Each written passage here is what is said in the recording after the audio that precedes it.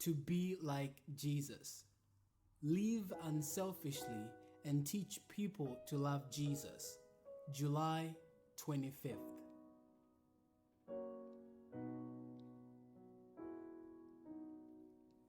Sweet hour of prayer, sweet hour of prayer, that calls me from a world of care and beats me at my Father's throne.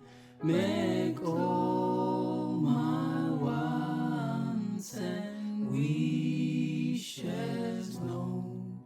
In seasons of distress and grief, my soul has often found relief,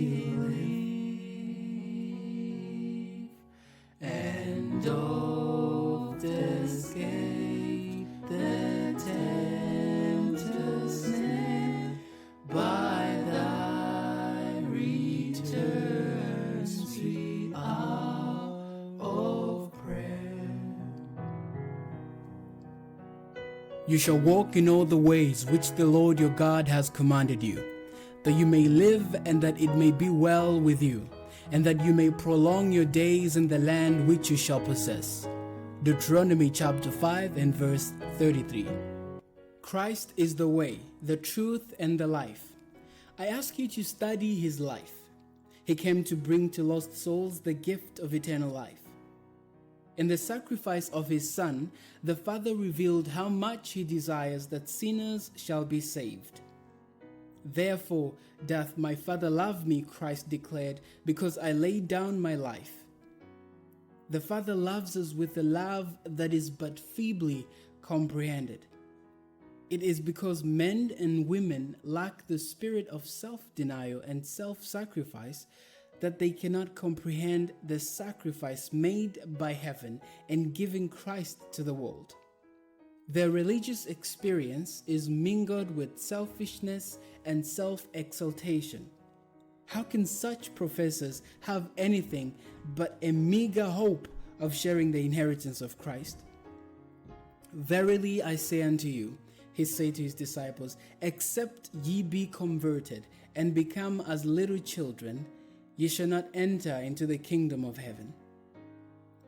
There are many who, while professing godliness, measure themselves among themselves, and in consequence grow weak in spiritual life.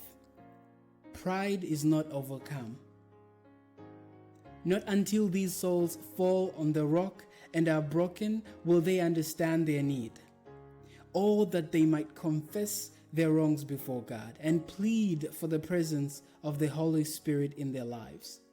Truth and righteousness will flow into the hearts that are cleansed from selfishness and sin, and through the lives of those in whose souls truth occupies the first place. The wickedness of the world is not abating. Every year, evil becomes more prevalent and is more lightly regarded. Let our gatherings together be made seasons of heart searching and confession. It is the privilege of this people who have had such great blessing to be trees of righteousness, shedding forth comfort and blessing. They are to be living stones, emitting light.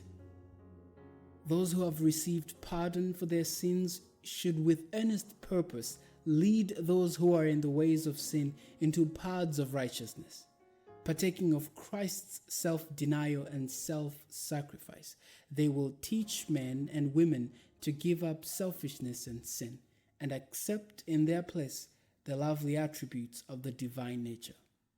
The Review and Herald, July 22nd, 1909.